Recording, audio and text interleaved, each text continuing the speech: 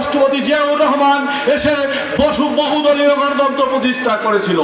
এরশাদ যেভাবে স্বৈরাচারের মধ্য দিয়ে আবার রাষ্ট্রপতি শাসিত সরকার করেছিল, সেখান থেকে দেশের মানুষকে মুক্তি দেওয়ার জন্য দেশনেত্রী বেগম খালেদা জিয়া সংসদীয় গণতন্ত্র উপহার দিয়েছিল।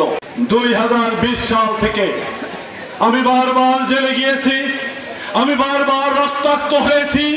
আমাকে জেল থেকে বের করার জন্য যে উদ্যোগ নিয়েছিলেন তারেক রহমান নিজে সেই মামলা নিজে সুপারভিশন করেছেন। কখন শুনানি হবে, কখন আমি বেরিয়ে আসবো, আমার শরীর কেমন আছে, প্রত্যেক দিন তিনি খবর নিয়েছেন।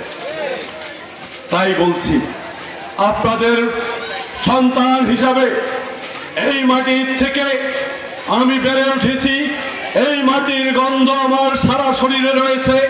এই মাটির সন্তানকে জিয়া পরিবার যেভাবে ভালোবাসছে, জিয়া পরিবারের প্রতি আপনাদের সেই ভালোবাসা দিতে হবে, এই দাবি নিশ্চয়ই আপনাদের প্রতি আমি রাখতে পারি। এবং আমি বিশ্বাস করি বাংলাদেশে 1971 সালে স্বাধীনতার পরে শেখ মুজিব যে দলীয় শাসন ব্যবস্থা কায়েম করেছিল, সেখানে শহীদ রাষ্ট্রপতি জিয়াউর রহমান এসে বহুদলীয় গণতন্ত্র প্রতিষ্ঠা করেছিল।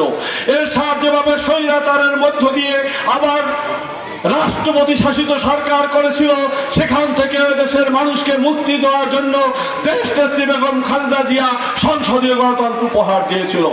রাজাপুর সরকারি কলেজ ছাত্রদল এবং ভাবলাম মহিলা কলেজ ছাত্রদলের নেতৃবৃন্দ